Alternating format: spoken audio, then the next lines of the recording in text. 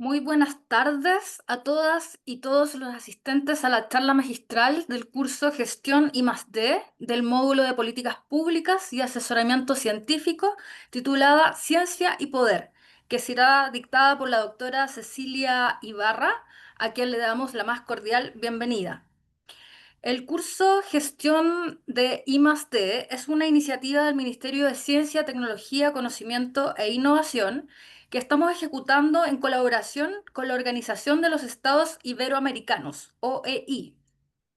La ciencia no solo genera conocimiento, sino que puede transformar la sociedad, la economía y nuestra manera de enfrentar los desafíos futuros. Para lograr ese impacto, necesitamos investigadores capaces de liderar, diseñar y gestionar proyectos de I+D+I con visión estratégica de largo plazo, con pertinencia territorial e incidencia en la toma de decisiones. Este innovador curso ha sido diseñado para investigadores que buscan fortalecer sus competencias de gestión, liderazgo, comunicación y toma de decisiones informada por la evidencia científica.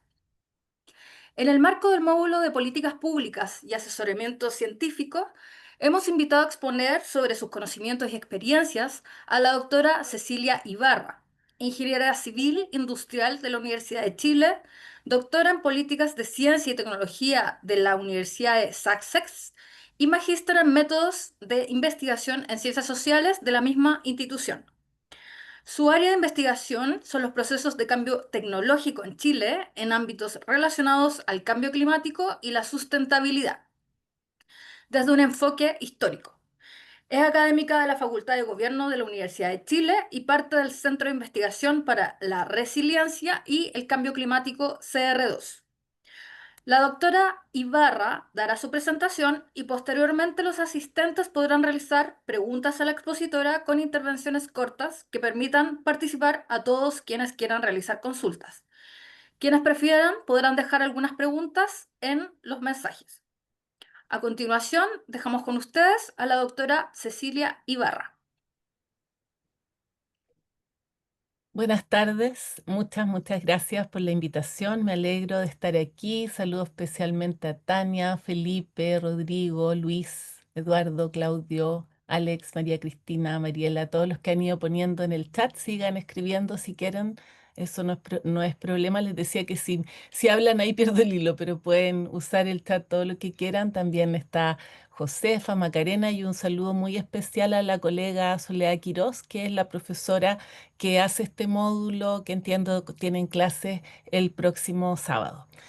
Eh, bueno, la invitación que me hizo el ministerio y la OEI fue a dar una charla sobre evidencia científica para la política pública. Y yo le puse ciencia y poder. ¿Por qué? ¿Por qué le quise dar ese nombre? Porque tiene que ver con, hemos llegado tal vez a ese nombre en una reflexión colectiva dentro de la Facultad de Gobierno, em, en que pensábamos, bueno, ¿dónde se encuentra la evidencia científica con la política pública? Se encuentra en la toma de decisiones. Cuando hay que tomar una decisión, y en esa decisión la ciencia puede informar, puede tener un rol, y la decisión es donde está el poder, aquel que puede hacer un cambio, aquel que puede o puede decidir no hacer nada. Pero ese poder no lo tiene la ciencia. En los asuntos públicos estamos hablando, por supuesto, ¿verdad? Estoy hablando del poder de tomar decisiones en relación a problemas públicos, la toma de decisiones que se hace en política pública. Entonces ahí se encuentra. Y, y por eso las preguntas... Ay, no quiere pasar. Ujú. Vamos a ver si de acá... Ahí sí pasó, no, pasó de largo. Ahí está. Por eso es que las preguntas de esta relación entre la ciencia y este poder de toma de decisiones nos hace preguntarnos dónde se encuentra ese nudo. Em, ¿Qué roles puede tener un científico o científica? ¿Y cómo se relaciona el poder con la decisión a tomar y cómo eso tiene que ver con la etapa en la que esté la decisión? Como les decía, esto no es que yo lo esté pensando sola, sino es que con un grupo de colegas de la Facultad de Gobierno, todo este año hemos estado trabajando, ellos llevaban, cada uno iba por su lado, porque yo tenía mi tema con el rol de la ciencia en la gobernanza climática, porque como dijo Mariela, esa es mi área, particularmente en políticas públicas y en ciencia y tecnología, entonces, ¿cuál es el rol de la ciencia? Y ahí estaba trabajando en eso. Claudio trabaja en criminología. Él participó en una comisión presidencial sobre seguridad ciudadana. Entonces, también, ¿qué hago yo ahí? ¿Qué podemos hacer? ¿Qué hacemos los expertos? Y Mireya, bueno, ha sido su tema por mucho tiempo, los gabinetes presidenciales, etcétera. Entonces, hemos estado trabajando todo el año y nos preguntamos, ¿qué pasa con la experticia y la tecnocracia? ¿Qué pasa con la tecnocracia y la democracia? ¿Le hace bien la tecnocracia a la democracia? Y finalmente llegamos a decir, bueno, donde se encuentra la ciencia y el poder de tomar decisiones en asuntos públicos es ahí es donde está el nudo. Entonces, eh, pero qué conocimiento, esta ciencia que se encuentra con el poder? ¿Cuál es? Nosotros tenemos, ustedes imaginarán, facultad de gobierno, eh, charlas sobre políticas públicas permanentemente. El año pasado tuvimos en la clase magistral de inicio de año. Entonces, la ciencia tiene incertidumbre y como la ciencia tiene que falsificar un entendimiento popperiano, ¿verdad?, de lo que es ciencia, tiene que falsificar todas sus teorías, está ahí. Entonces, esta ciencia que está ahí viendo si sus teorías soportan el siguiente test, eh, no tiene mucho de sólido que entregarle a la política pública, independiente que la política pública trabaja con incerteza, pero aparece esa relación, se pone un poco difícil si tengo a los científicos discutiendo sus asuntos y no me pueden decir, bueno, qué concluimos, sobre todo en los tiempos que corren. Entonces, ¿qué ciencia? ¿A qué nos referimos con ciencia? ¿Cuál es esa ciencia que se puede encontrar con el poder? ¿Puedo definirla simplemente por sus métodos? Por supuesto, no solo el método científico, pero en general métodos rigurosos, sistemáticos, escrutinizables, que permitan decir esto sí es ciencia y no es, no sé, magia o cualquier otra cosa que puede tener su validez también, pero estamos hablando del negocio que nosotros hacemos. Eh, y, y dijimos, bueno, la ciencia que puede encontrarse con el poder es aquella que las epistemologías feministas, por ejemplo, han definido más recientemente, pero que de todas maneras una discusión abierta en epistemología en que decimos, esa ciencia, ese conocimiento científico, también lo puedo definir como el consenso entre personas expertas. Principalmente Noam Oreskes, por ejemplo, no estaría en esta línea, ¿verdad? Eh, Entre las personas que han juzgado la evidencia y son personas expertas, pares, y concluyen respecto de su valor. Entonces, el, la autoridad científica, la autoridad para participar en esa relación, en ese encuentro con el poder de tomar decisiones en asuntos públicos, se reclama desde un colectivo, no desde una persona, no desde un individuo, en esta interpretación de qué es ciencia, en donde la confianza que le puede dar a aquel que tiene que tomar esas decisiones se basa en la experiencia de trabajo conjunto con esas personas, por supuesto, en el trabajo colectivo que ya haya acumulado y en el respeto y la legitimidad, ya vamos a ver, de ese grupo. Entonces, esta definición es la que mejor me sirve para entender qué ciencia me cuesta a veces pasarlas ahí. ¿Qué ciencia es la que me sirve? Entonces, viene entonces la siguiente pregunta. En esta relación de la ciencia con el Estado, estoy hablando de la toma de decisiones para los asuntos públicos, que vamos a ver que no es solo el Estado, pero yo creo que en una charla en que lo pedido fue cómo aportar evidencia para las políticas públicas, lo primero que pensamos es en el Estado. Me referiré un poquito a eso al final.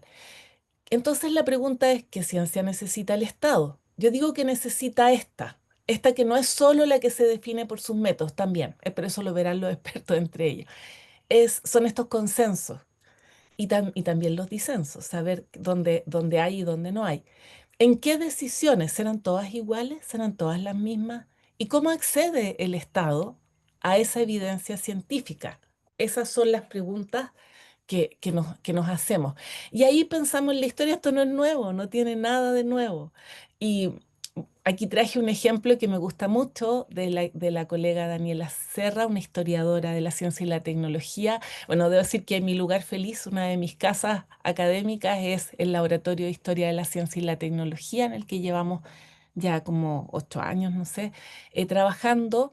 Es un área incipiente en realidad en Chile, pero por ejemplo, este libro desafía esta visión individualista de la ciencia y nos acerca a esta ciencia que yo creo puede servir al Estado, esta manera de entenderla. Entonces nos habla de Claudio Gait. Cualquiera de nosotros pensaría ciencia, Claudio Gait, ¿no es cierto? Todo el aporte que puede haber hecho a Chile y a lo que sabíamos, pero de nuevo tenemos que ponerlo en contexto. Primero, ese mito de ese héroe solo, este científico solo por el mundo salvando a Chile, no sé, proveyendo la información que el país necesitaba, Daniela nos muestra que no es tan así. Por un lado, el proyecto fue comisionado por el gobierno de Chile, es decir, fue financiado por el gobierno de Chile. Y los resultados, disculpen el pequeño error, em, y este naturalista estuvo trabajando en eso, pero fue también el esfuerzo de un grupo colectivo. Se movilizaron muchas personas para esta empresa, que era una empresa científica nacional. Y bueno, después yo les recomiendo el libro porque aparecen los chismos cómo Claudio Gay trabajaba para Chile y también para Francia, y los mejores especímenes se iban a los museos franceses. Pero eso son cosas que descubrió Daniela, pero que nos hacen desmitificar a los científicos. ¿M? Y segundo mito con el que rompe este trabajo, hoy me cuesta mucho pasarlas, perdón, el pionero. Resulta que, de nuevo, el pionero, el primero que iba a ver las plantas que habían en Chile, el primero que iba a conocer los materiales, ¿acaso ahí no vivía nadie? ¿Acaso esa gente no sabía nada? Entonces, lo que ella hace también es mostrar, sí, sí, como la ciencia que hacíamos que se hacía en ese momento, los naturalistas, que usaba el dibujo, por ejemplo, que usaba, en fin, sus métodos de la época, por supuesto, le pudo dar un carácter científico, pero no trabajó solo ni partió de cero. Había ahí un conocimiento, había ahí una interacción entre estos hombres de ciencia europeos que traían estos métodos, con también muchos de las personas locales que ayudaron en estas empresas. Entonces, lo que quería el Estado, de nuevo, ¿qué era lo que quería el Estado? A esto voy con la ciencia que necesita el Estado depende de las circunstancias históricas. Bueno, yo hago clases de historia y después de epistemología en primer año de administración pública. Entonces, como aprendemos historia después en epistemología, la primera pregunta es, ¿qué ciencia necesitaba el Estado en el siglo XIX? Y algunos se acuerdan del curso de historia y otros no, porque dicen, necesitábamos saber sobre cambio climático. Y el cambio climático en el siglo XIX, nada.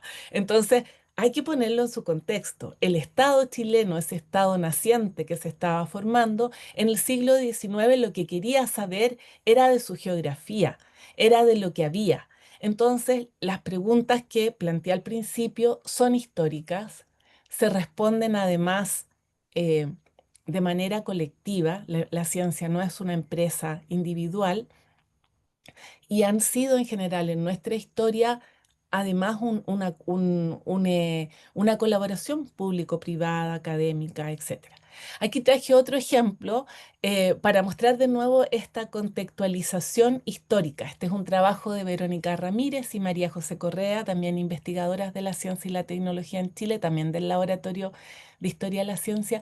Y se fijan de que, imagínense, cuando se hace ley en el fondo que la economía doméstica sea una materia del currículum escolar, Entonces tengo que estudiar, tengo que producir ciencia al respecto, tengo que producir esta ciencia para alimentarse de manera correcta, por ejemplo.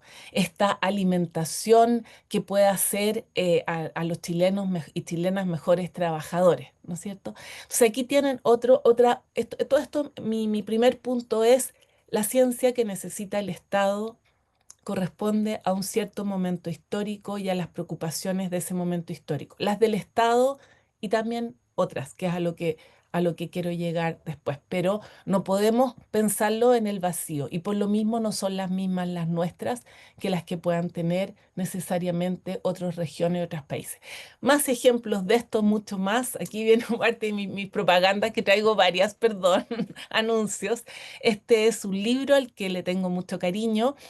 Son 4 tomos de historias de la ciencia y la tecnología en Chile que produjimos algunos son los colegas que recién cité. Esto fue editado por Carlos Sangüesa y Lorena Valderrama. Recomiendo, por supuesto, el tomo de Imaginarios de la Innovación que editamos con Nelson Arellano. Mi trabajo, yo no soy historiadora de profesión, pero le pongo empeño y aprendo y tomo cursos y aprendo con mis colegas. Mi visión es cómo se relaciona con la política pública, dónde aparece la política pública, dónde la política pública cambia el curso del cambio tecnológico y dónde la ciencia y la tecnología cambian el curso del tratamiento de de los asuntos públicos.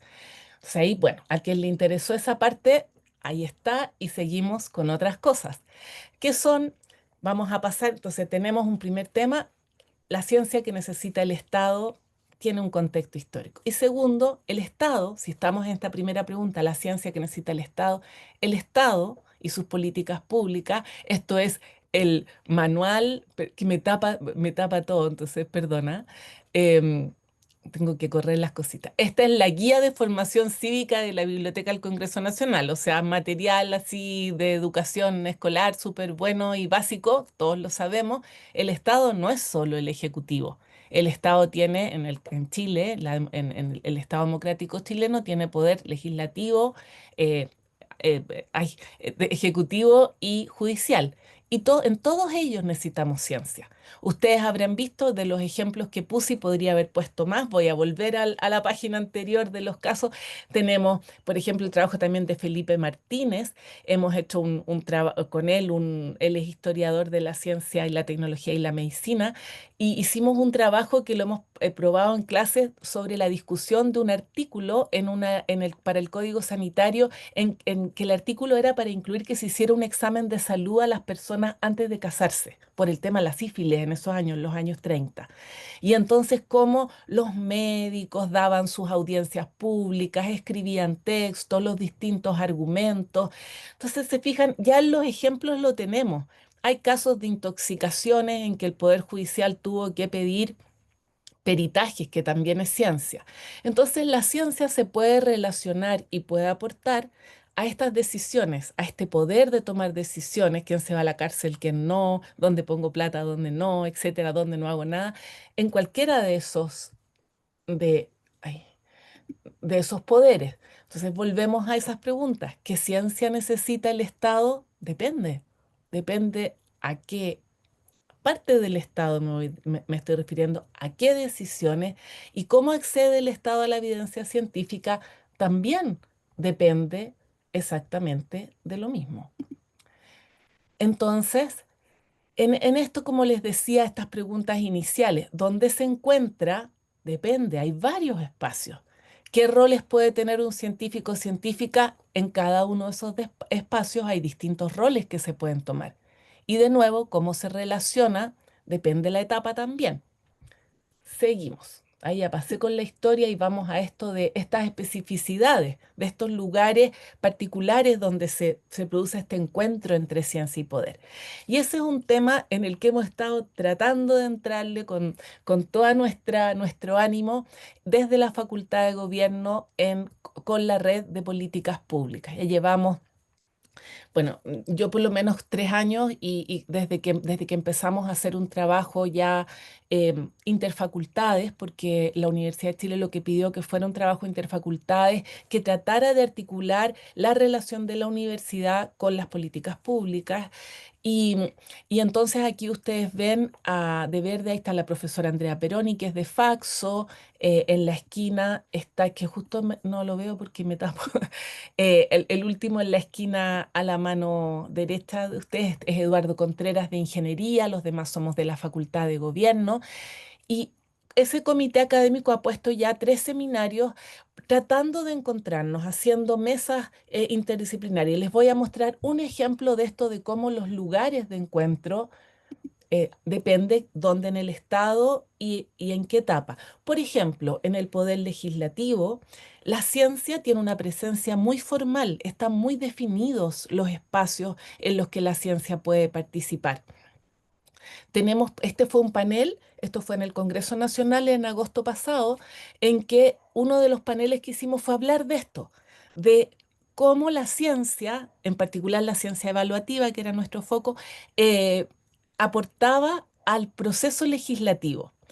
Y fue un panel en que habían personas del Congreso que se dedican al asesoramiento científico y también la academia. Entonces tenemos a Raimundo Roberts, yendo de izquierda a derecha, que él trabaja en la asesoría técnica parlamentaria en el Congreso Nacional, que es también una manera en cómo la ciencia se hace presente a través de los informes que hace la asesoría técnica y otros mecanismos que ellos tienen para informar el proceso legislativo.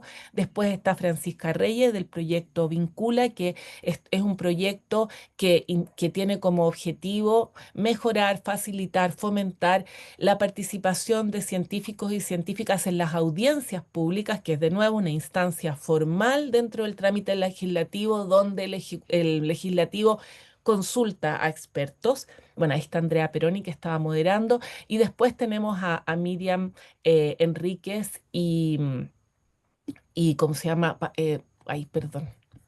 Es que no podía leer bien su nombre, y Paulina Maturana, que ellas son de asesoría parlamentaria. Entonces, tenemos esas instancias, tenemos ley del lobby bien administrada y en fin, ahí hay todo un espacio y cómo acceder. Entonces, aquí tenemos resueltas las preguntas de dónde, cómo, aquí están las instancias. ¿Qué es lo que se necesita? Bueno, se refiere a los proyectos de ley en discusión. O sea, es un espacio, vamos acotando. ¿Cómo se hace? Bueno, hace un curso de cómo ir a participar en las audiencias. La BCN tiene sus métodos, es muy reconocida internacionalmente por ello. Entonces, es específico a las decisiones que debo tomar. Y aquí me empiezo a meter en otro tema. Sí, les hablé de las circunstancias históricas, de que no podemos meter toda esta relación ciencia-poder en un puro saco. Depende qué decisiones, qué poder del Estado, qué etapa de ese proceso. Pero yo les decía, no solo el Estado. ¿Por qué? Porque el Estado se debe a la ciudadanía y que un proyecto de ley se apruebe o no también tiene que ver con que haya aceptación ciudadana. También hay temas que empiezan a salir por la misma presión ciudadana, o al menos tienen que ser comprendidos por los ciudadanos, y los ciudadanos y ciudadanas además debemos hace- eh, poder pasarle después pedir rendición de cuentas a nuestros representantes, a aquellos a quienes les hemos entregado este poder de tomar decisiones en los asuntos públicos. Y para empezar a explorar eso, que se nos queda atrás, debo decir, en la academia, uno de los paneles que hicimos fue sobre observatorios independientes respecto de la implementación de la ley marco de cambio climático. Entonces acá tenemos a Pilar Moraga del CR2 que estaba contando la experiencia del observatorio que lleva el CR2. Y por otro lado, Colombina Schaffer de Ciudadanía Inteligente también contando la experiencia de ellas en seguimiento de leyes. Y Colombina terminó con una frase muy, o sea, lo pueden ver, a todo esto están los videos, está todo en la página de la Facultad de la Red. Estamos haciéndolo cápsulas para que sea más fácil porque ahora está todas las 4 horas, no sé cuántas horas.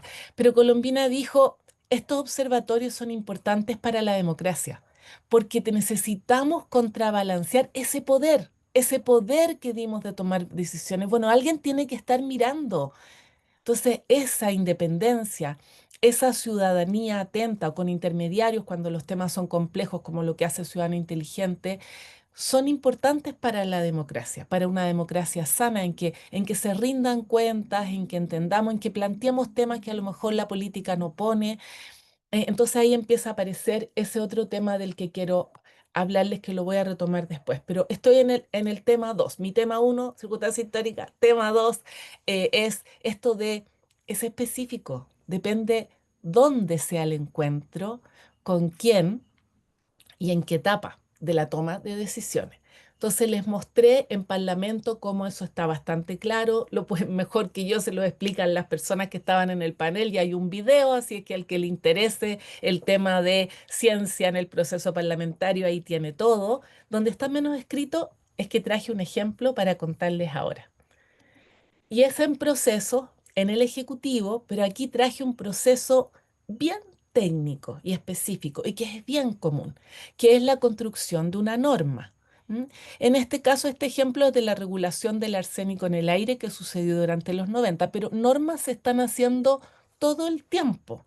El instituto tenemos un instituto de normas, hay normas sísmicas, hay normas constructivas, hay normas de alimentos, en fin, y todas esas se elaboran con participación científica, ya sea informes, pero también es muy común en Chile con comisiones.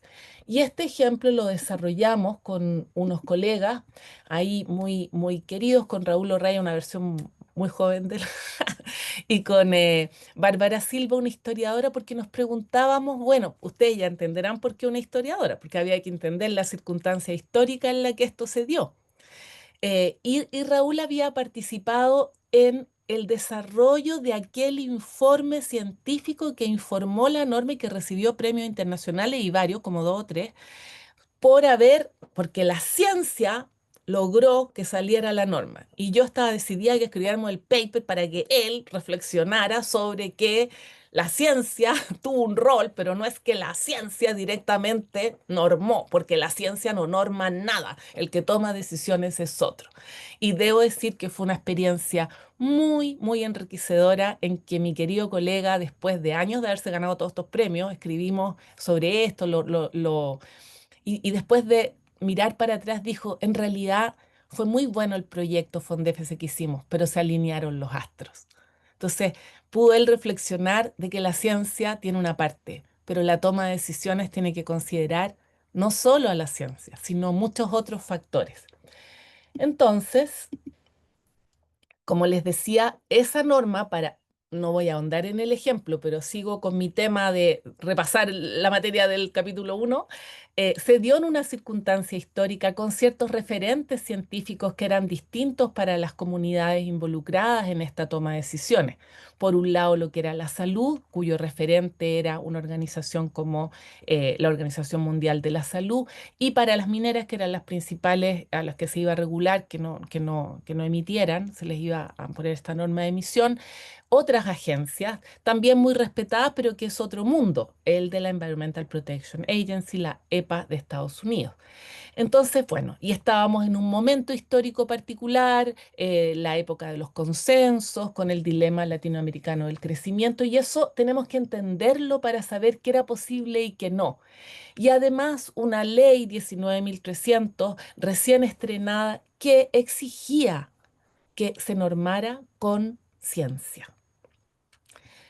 Y entonces, en ese contexto es que esta intervención, este proyecto FONDEF, tiene el éxito que podemos decir que tuvo, aunque hay que considerar, ay, bueno, que los que participaban en las reuniones, en las muchas reuniones que duraron como 10 años, un poco menos, no era solo la ciencia, los invitaban, eran los funcionarios y analizaban, invitaban a los expertos, etcétera. Un comité de norma que tomó mucho tiempo.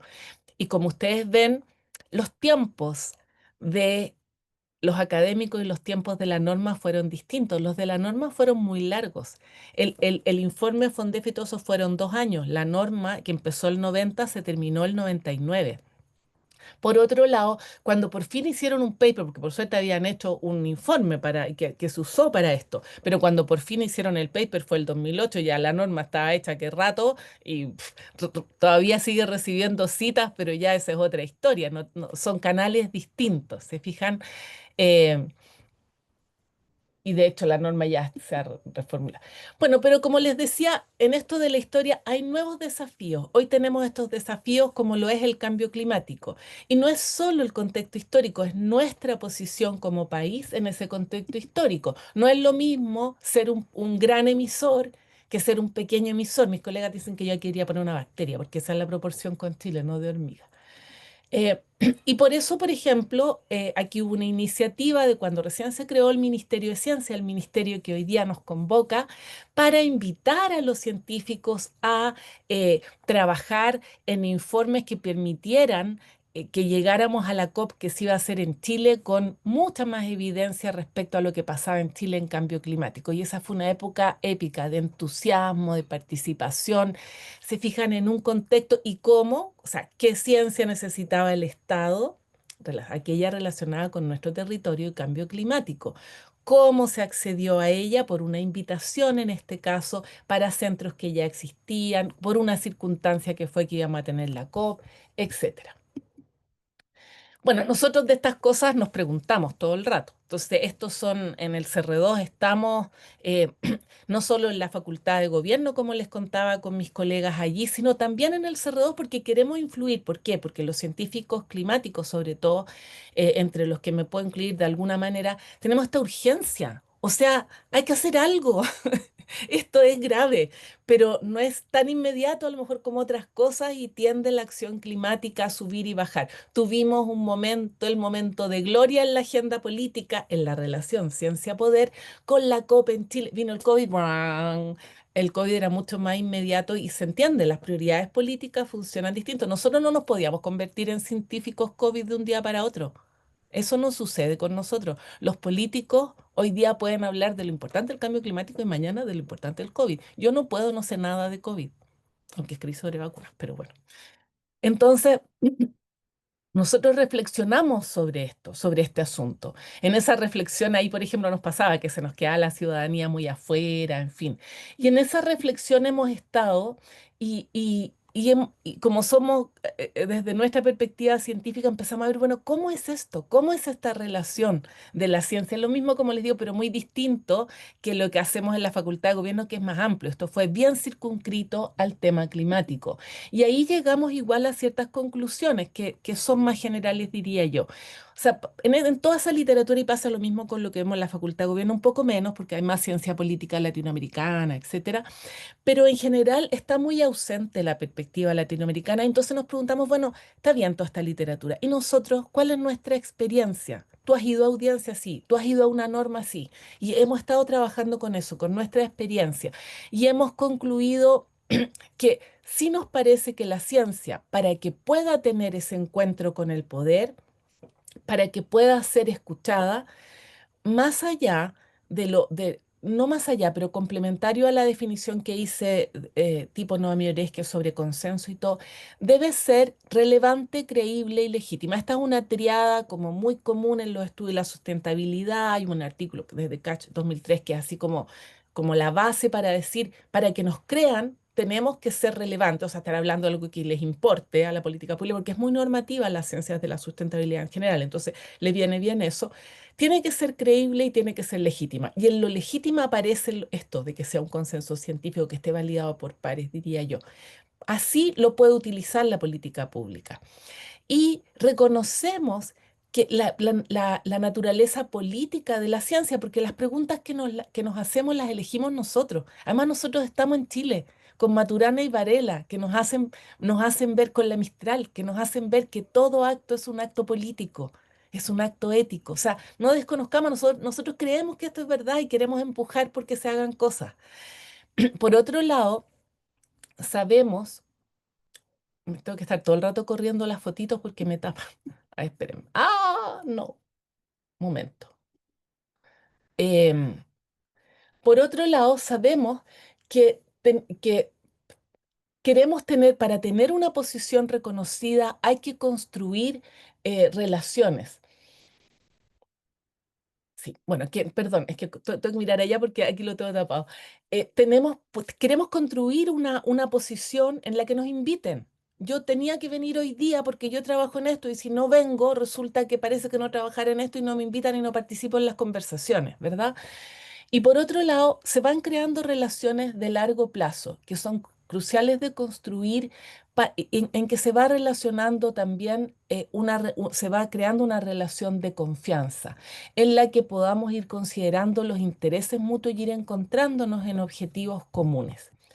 Entonces, bueno, por último, de los ejemplos, con eso les cuento, hemos reflexionado sobre eso en el CR2 y no solo eso, hubo un tiempo en cuando yo estaba trabajando en esa época más como consultora independiente, había terminado el postdoc, antes de entrar a la Facultad de Gobierno hice un trabajo que se le pidió al CR2 desde el Nodo Austral de la Universidad de Magallanes, porque ellos tenían que buscar su lugar en el fondo, eso es dependiente de este ministerio, ustedes saben, los nodos, qué sé yo, eh, respecto del rol que podía tomar el Nodo Austral en la gobernanza de la CTCI en esa zona. A ver, voy a correr las fotos por acá, ya. Y hicimos ese trabajo y ahí entonces dijimos, bueno, nosotros queremos proponer eh, cómo entra este nodo en la macrozona. Ahora se fijan de que estuve en la circunstancia histórica, los distintos lugares, momentos donde se encuentra, y ahora voy a hablar de asuntos más estructurales que también hay que considerar.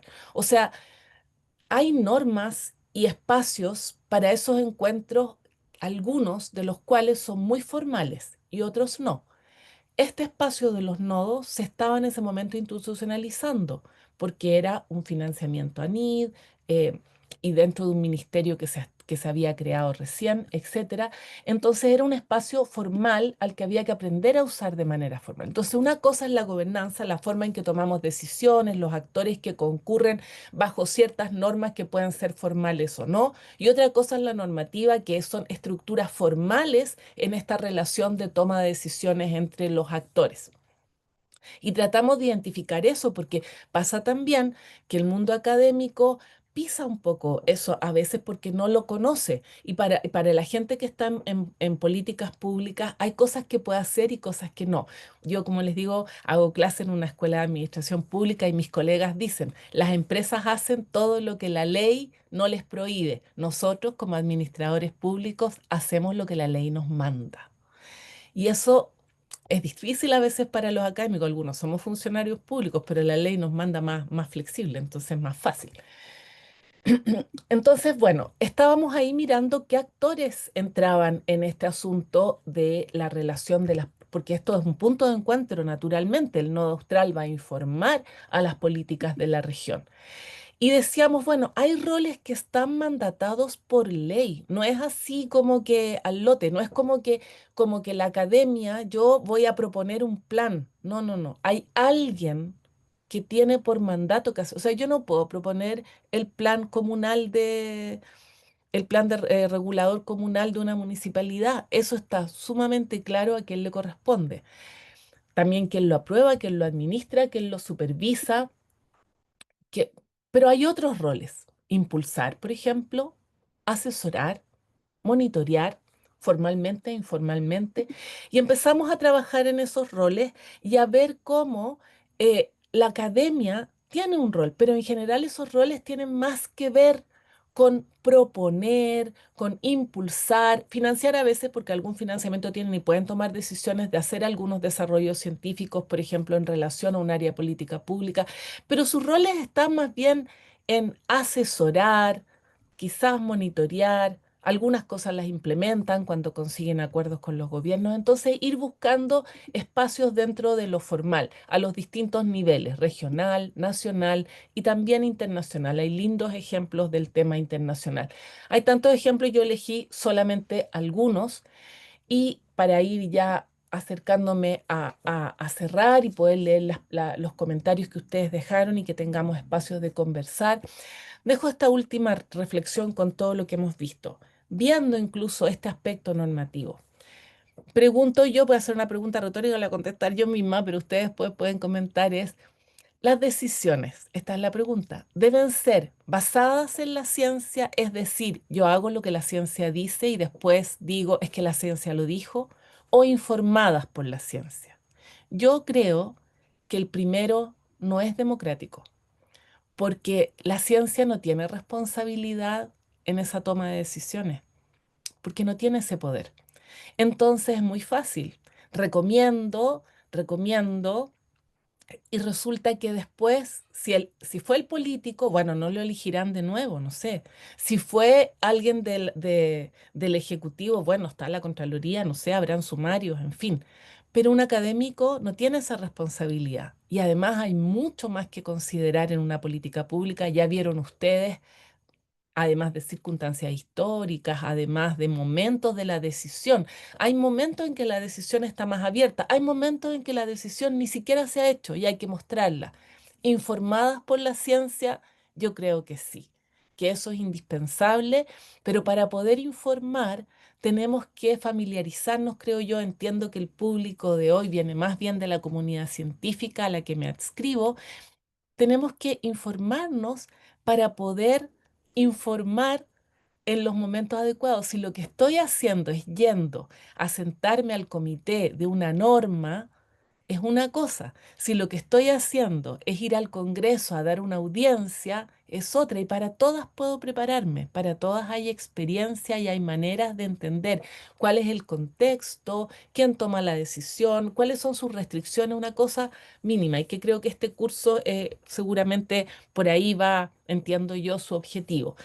Entonces, informadas por ciencia. Y por último, informadas por ciencia.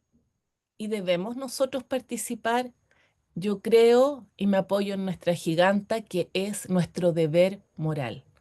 Si has estado trabajando sobre, no sé, sobre cómo un tóxico afecta a los niños y sabes que ese tóxico no se ha medido en una parte, ¿cómo no lo vas a hacer tu causa?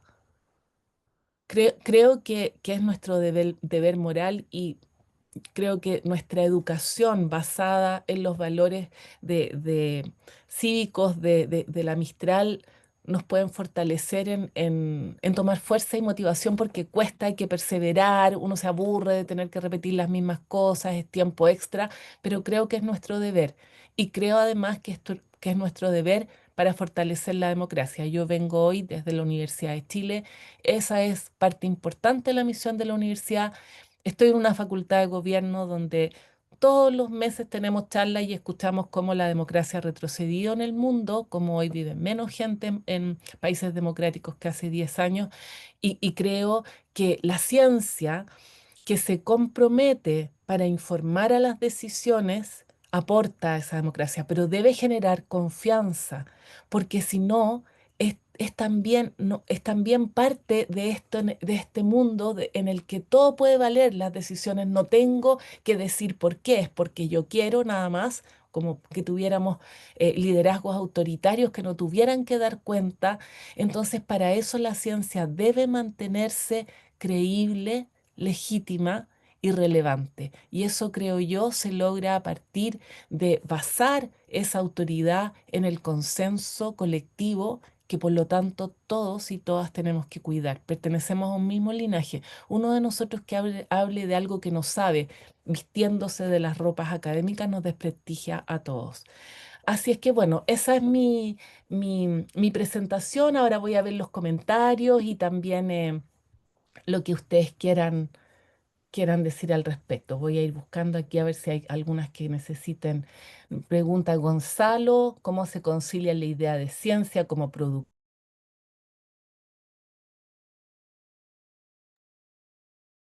Ceci, muteaste tu micrófono.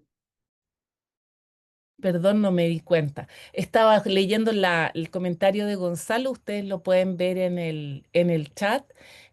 Claro, yo no adscribo a esto de que la ciencia sea productora de conocimiento, que haya esta división tan fuerte, como les decía, sí tiene un rol en eso, de todas maneras, pero entiendo que tu pregunta ese no es el foco, que el foco de Gonzalo es el tema de que las agendas de investigación dependen de financiamiento estatal y por lo tanto de prioridad. No están así en Chile, ¿ah?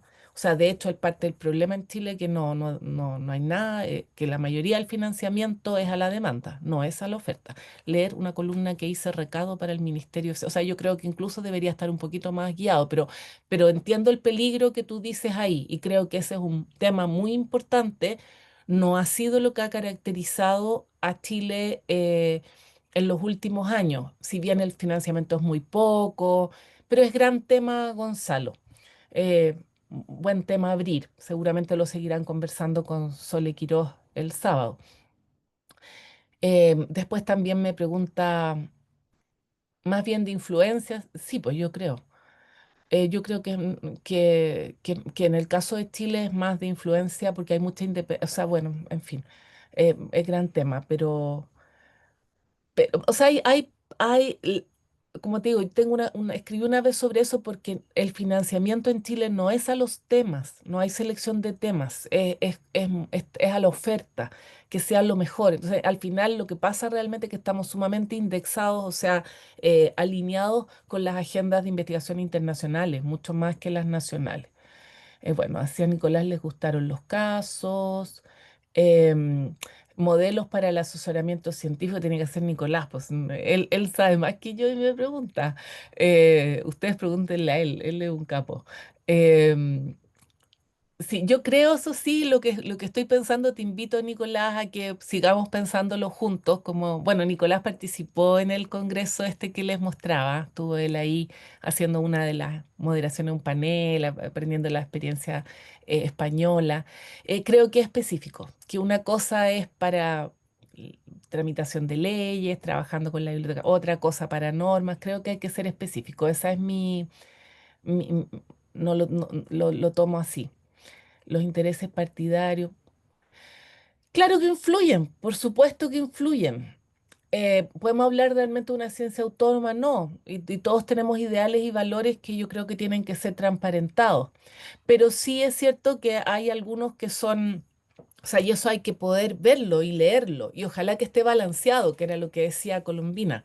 Y si tú miras, por ejemplo, cuando hice esta investigación del arsénico, por decirte, la regulación del arsénico, había una consulta ciudadana. En la consulta ciudadana, ¿quiénes creen ustedes que mandaron los informes? Todo en norma, todo como debe ser, los mejores informes. Sofofa, bien, bien por ellos. El problema es que no había contrapeso. Y a mí me ha costado mucho, y lo digo y lo tomo personal y que me escuchen nomás mis colegas del CR2 porque he sido la que más ha hinchado con que participemos en las consultas públicas. Porque eso es lo que pasa, que hay que encontrarse en esas arenas de decisión y el problema que tenemos en Latinoamérica son la falta de contrapeso, es muy asimétrica la relación. Entonces yo no diría, o sea, ¿qué le vas las empresas tienen que velar por su interés y que la regulación les dé espacio, les dé tiempo, pero hay otros intereses, el problema es cómo los represento. Preparar eventos emergentes, bueno, gran tema. Yo creo que ahí está donde no toda la ciencia está involucrada directamente en esta evidencia y de hecho se prepara con tiempo. Eso, un experto se demora 10 años y en las áreas en que nos va bien ha habido mucho trabajo anterior, que es como un poco lo que anticipa María José.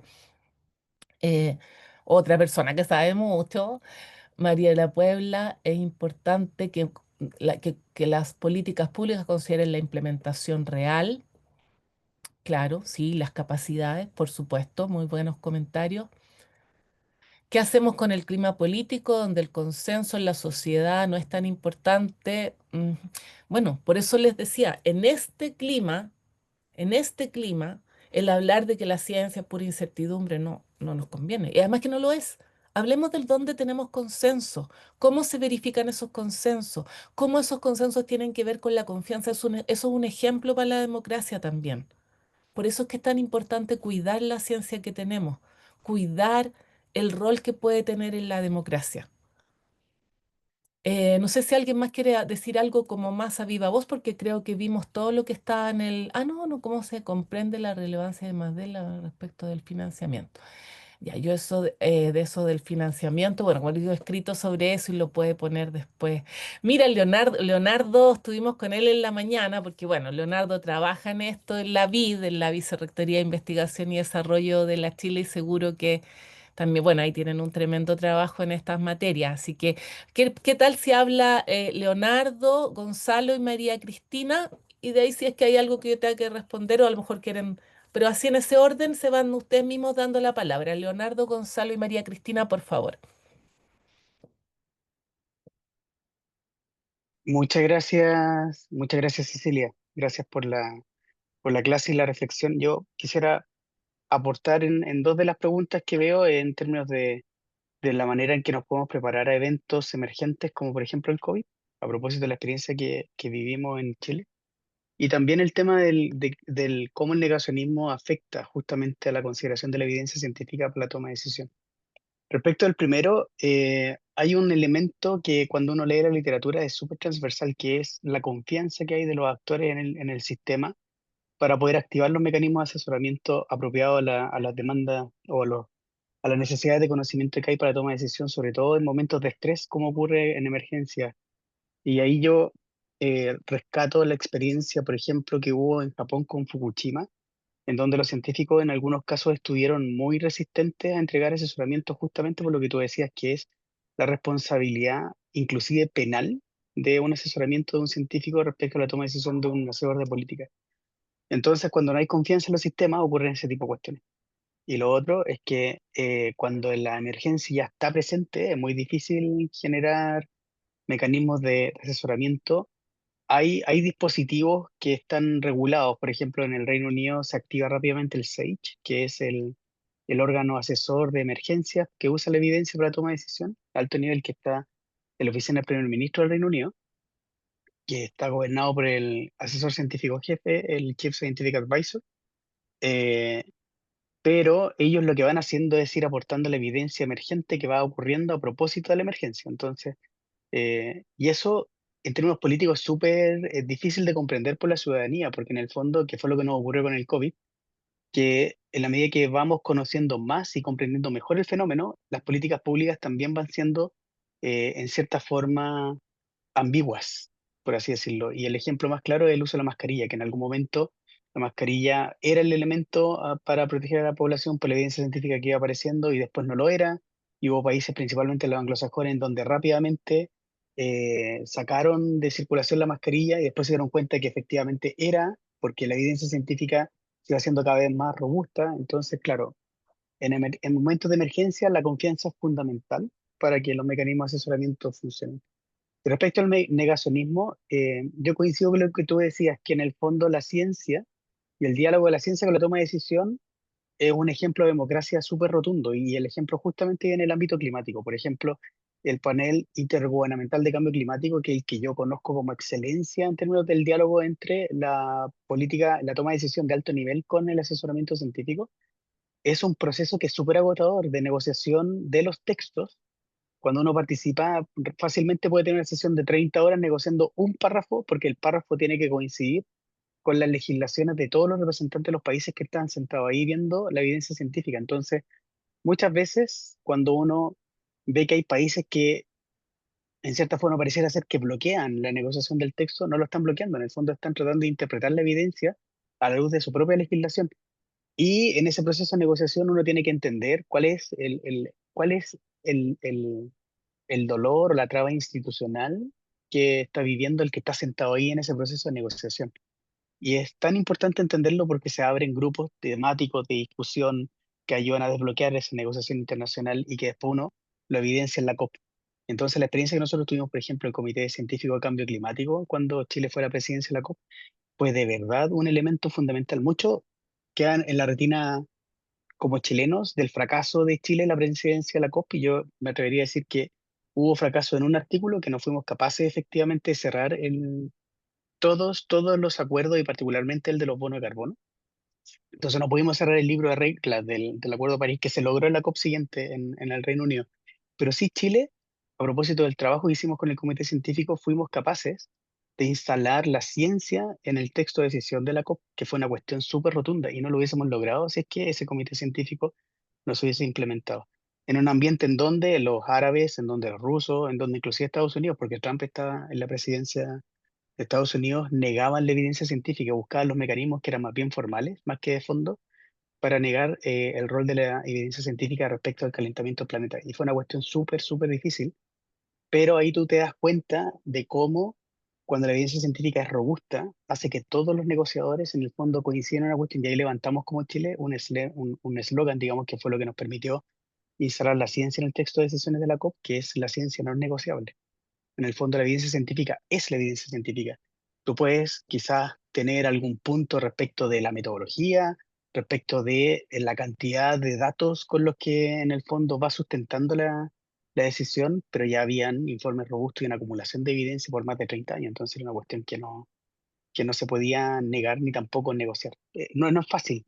Es un proceso que, inclusive, siendo tan científico, es bien político. Entonces, es una cuestión en donde siempre es necesario que haya más personas conversando, más personas entendiendo el rol de la ciencia y más personas defendiendo justamente esa esencia, digamos, del conocimiento para poder soportar la toma de decisión.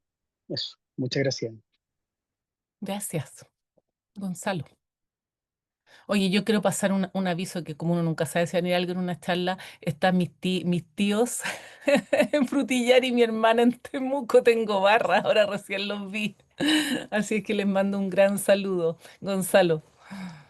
Es muy amable. Bueno, viva los temucanos, de allá somos. Eh, sí, mira, la verdad es que yo quería compartir con usted una reflexión que hace mucho tiempo que le vengo madurando, he escrito al respecto. Yo me he desempeñado como evaluador externo de políticas públicas, tanto en la Dirección de Presupuesto del Ministerio de Hacienda, como en la Comisión Económica para América Latina y el Caribe, CEPAL. Y si hay algo que he aprendido estando ahí, haciendo evaluaciones en Latinoamérica y también acá en Chile, es que la relación que se produce entre la ciencia y el poder en ese espacio de las políticas públicas, donde se encarna la política pública, donde la política pública toma músculo, no existe. No existe. ¿Por qué? Porque hay programas, me tocó evaluar hace años atrás un programa de ajuar para bebés recién nacidos. El programa nació mal y terminó pésimo. Se perdieron una cantidad de plata brutal porque no llegó al objetivo que tenía que llegar. Pésima política pública. Entonces uno se pregunta, como evaluador, ¿y quién fue el genio que se le ocurrió esta política pública? ¿Dónde está el brillante que fue a la universidad, le preguntó a los doctores, habló con los economistas y le dijo, oye, dame los números, por favor, para hacer esta política pública excelente? Y yo no lo encontré. Yo pregunté porque mi obligación como evaluador es dónde están las fuentes, dónde se hizo la investigación, dónde se lo estudia. No, simplemente fue un impulso que a alguien se le ocurrió efervescente en un momento de... tuvo una epifanía y pensó que las guaguas tenían que tener eso y no sé, po. Entonces, a mí cuando se habla de política pública y la relación con la ciencia, no la encuentro. Yo no encuentro esa relación que tú me dices. La veo simplemente de forma episódica a través del Ministerio de Ciencia y Tecnología, sin lugar, ningún lugar a duda, y que está alineado con las políticas externas, etcétera, todo lo que tú me digas. Pero cuando yo miro intramuros, cuando miro la casa, el país, no es verdad. O sea, alguna vez le hice consultoría científica a un señor senador que de ciencia no sabía nada, no sabía si era con S o con C. Entonces, cuando tenemos ese nivel de problemas, la verdad es que uno termina diciendo, al final la ciencia tendrá un aspecto real o será simplemente utilitarista o simplemente nos vamos a quedar en lo declarativo, no vamos a tener encarnada la ciencia ayudando a los problemas de la sociedad, resolviendo de verdad el bien común. Entonces, por lo tanto, yo creo que esta captura que hay por parte de los sectores de interés, y ahí incluyo al empresariado, a los políticos, a los partidos políticos, todos los que tú quieras, todos los que quieras nombrar, tienen algo que agarrar de ahí. Entonces, me pasa que el mundo científico se remite a la academia, a las universidades, a unos espacios de este porte, chiquititos, no hay más. Entonces, tengo lo que el ministerio me entrega, pequeños aportes para hacer ciencia, que está muy acotadita, pero cuando eso yo lo quiero relevar a política pública, si no soy capaz de tener incidencia política, no pasa nada. Entonces, Mm, mi pregunta es, ¿cómo nos transformamos en agentes incidentes en la política desde este espacio? sí. Gracias. Bueno, gracias, Gonzalo. Yo creo que con lo que tú planteas podemos ver que hay muchas diferencias entre sectores, entre áreas de política pública, campos de política pública, em, ministerios también. O sea, hay mucha diferencia. Yo no diría que la única ciencia es la que financia el ministerio, ni mucho menos que es muy poquito. em, pero sí hay un gran espacio de mejora, como tú decías, pero ¿sabes? Hay algo en lo que tú decías que es súper importante. Hay muy poca evaluación de cuál es el impacto. La verdad es que no lo sabemos. No sabemos cuál es el impacto. Y cuando tú hablabas, yo pensaba en muchos de estos ejemplos históricos en que el impacto ha sido grande. O sea, no tendríamos la norma de sismo, no tendríamos la norma de calidad del agua, un agua que podemos tomar, que es potable. eh, en fin, o sea, no tendríamos el plan de vacunación que tenemos en Chile que permite que no tengamos enfermedades como el sarampión, etcétera. O sea, la influencia existe, pero se ha evaluado muy poco. Podríamos trabajar, yo creo, mucho más en eso y aprender de esos ejemplos y en cómo hacerlo.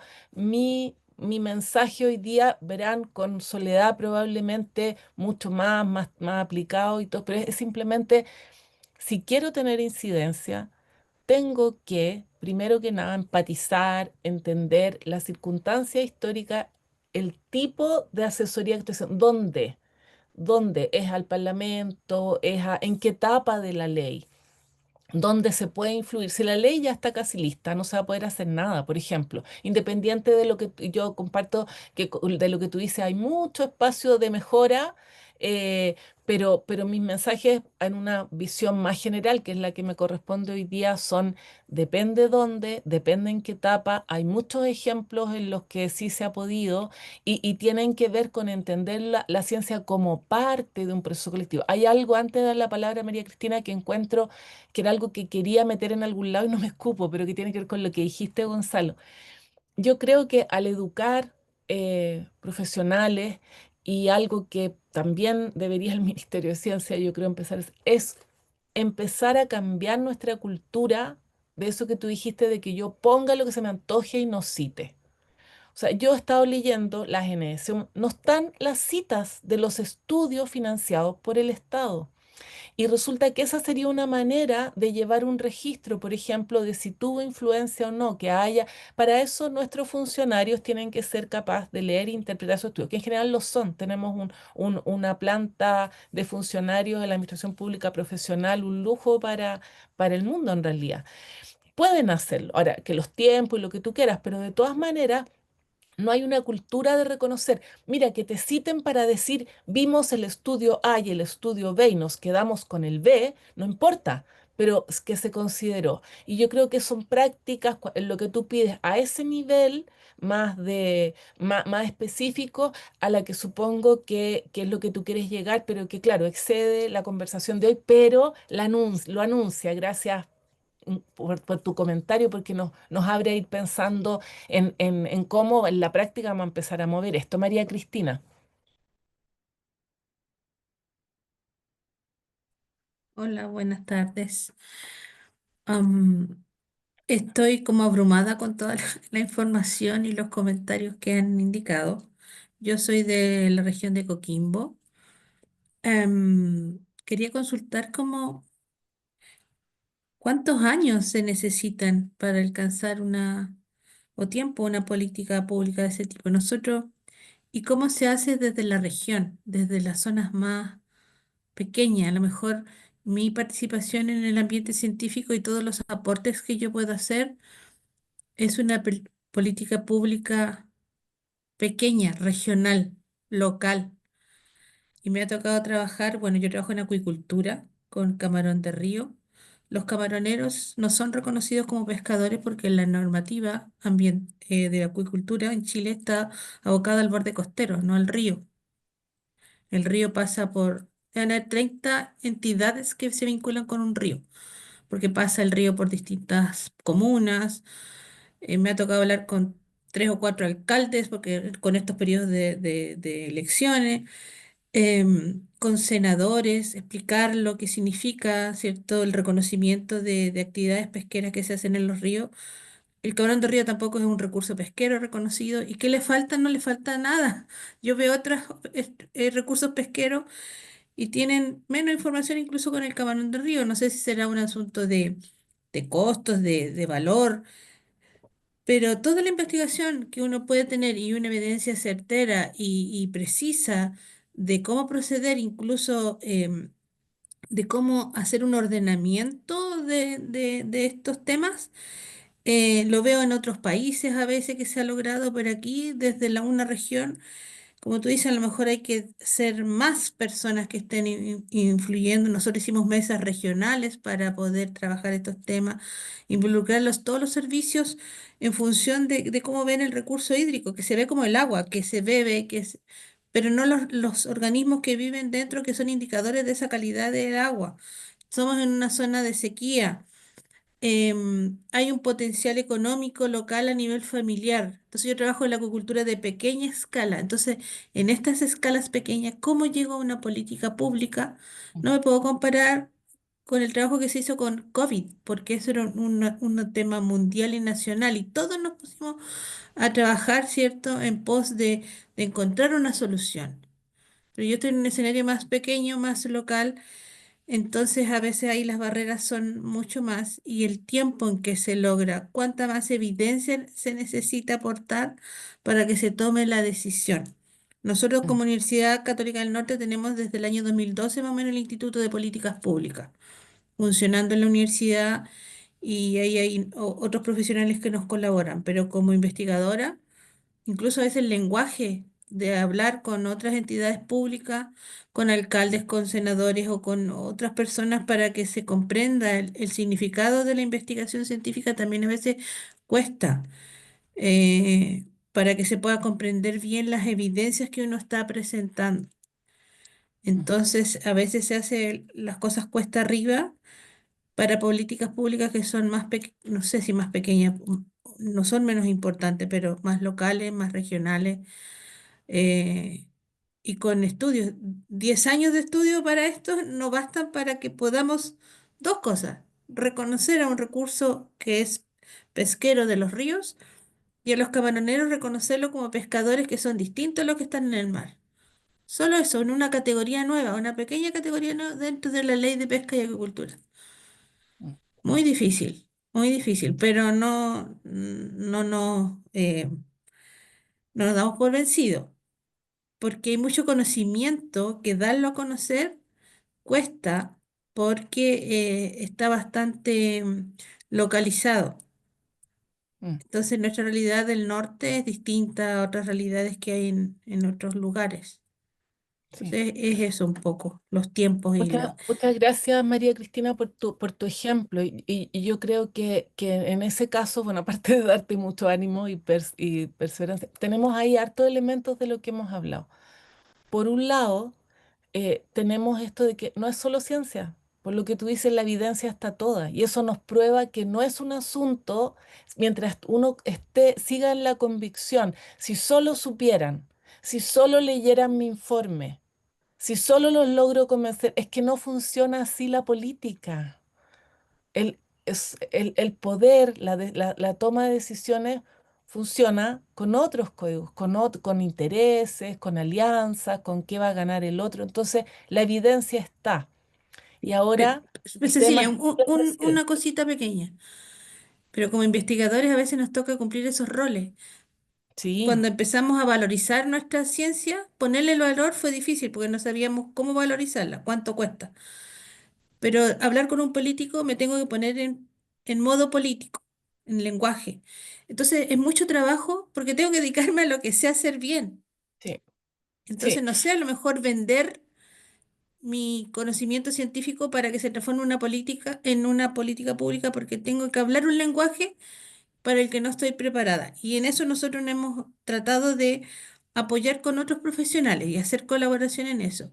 eso. Pero a veces es difícil porque uno tiene que hablar, el otro día en una charla, uno habla muchos idiomas, el idioma del político, el idioma de la comunidad, el idioma del camaronero, el idioma del alcalde, el idioma ambiental, el idioma científico.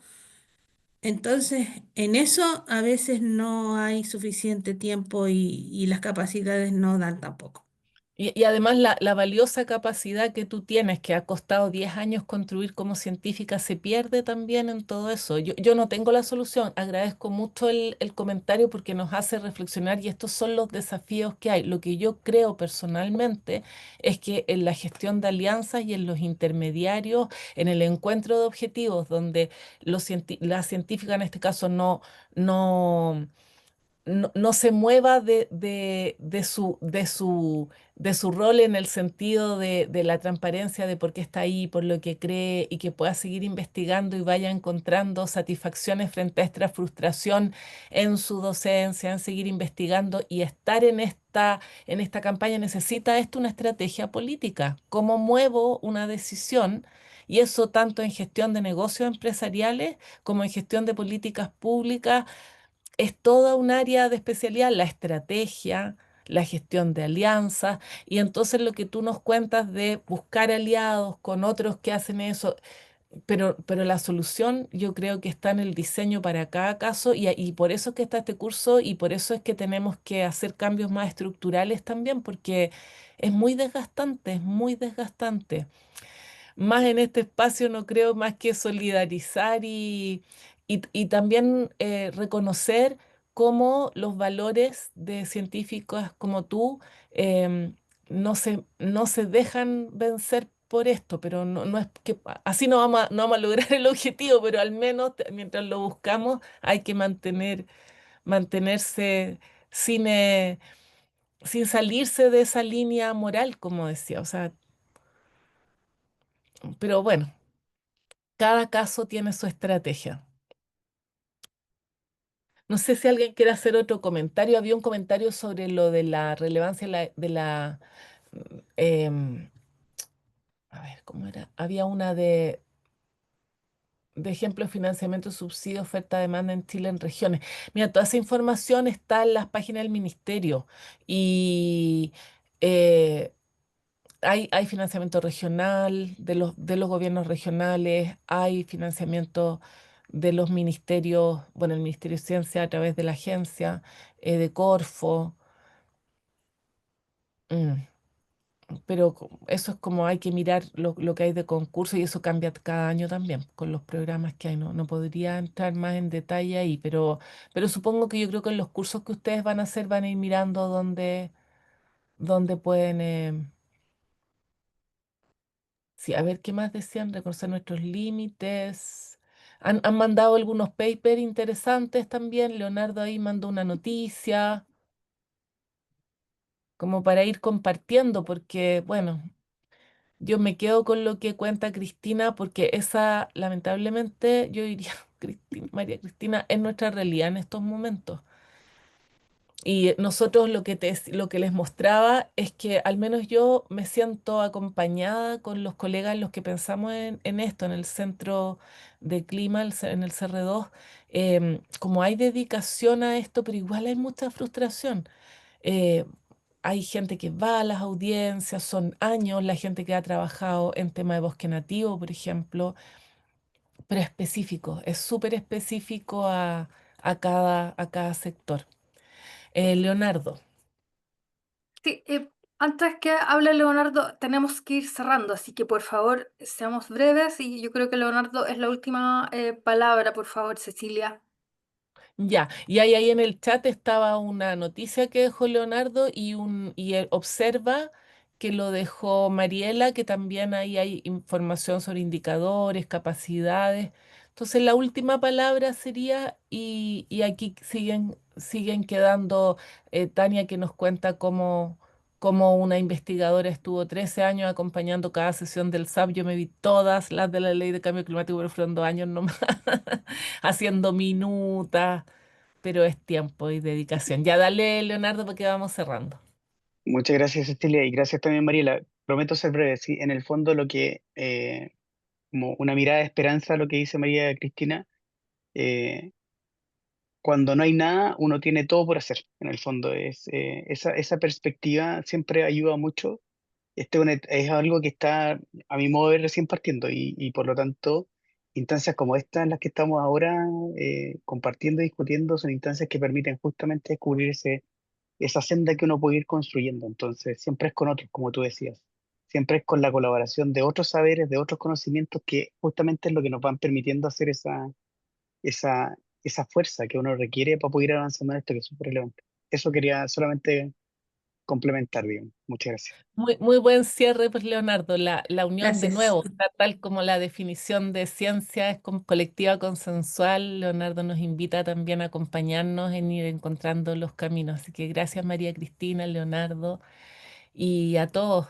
Así que bueno, yo por mi parte también agradecer a los organizadores, a Mariela del Ministerio de Ciencia, a María José que me invitó también. Muchas gracias.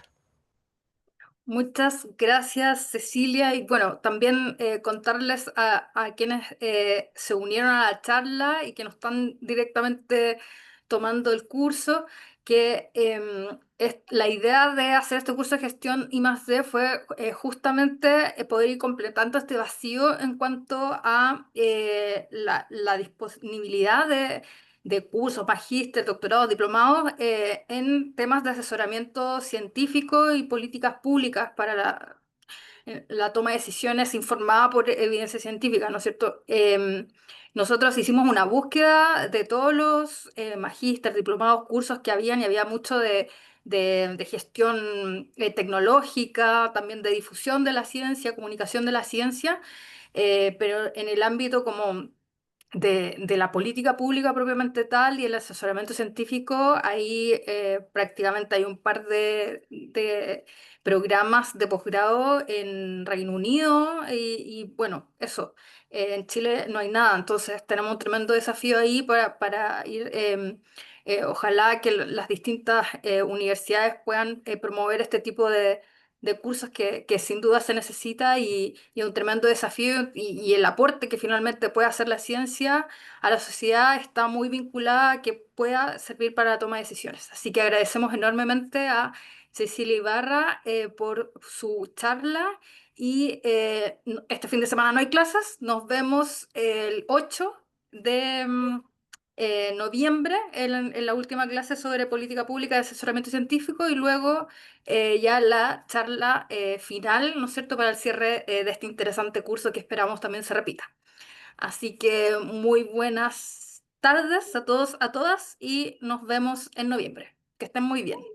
Chao, chao. Chao. Chao a Chao, todos. pues, gracias. Chao, muchas gracias.